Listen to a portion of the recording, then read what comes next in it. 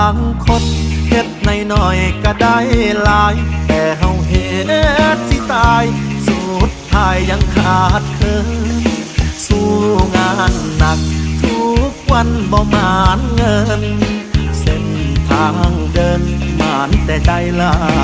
ลอยลอตเตอ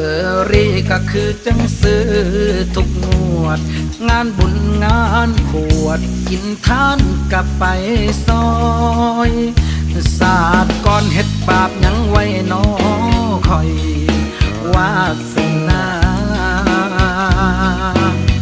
คือจังมาขี้หายแท้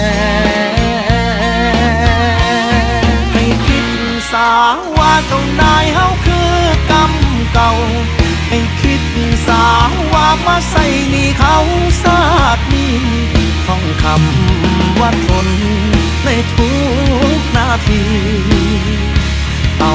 มาเป็นยากันความแพ้สู้เข้าไป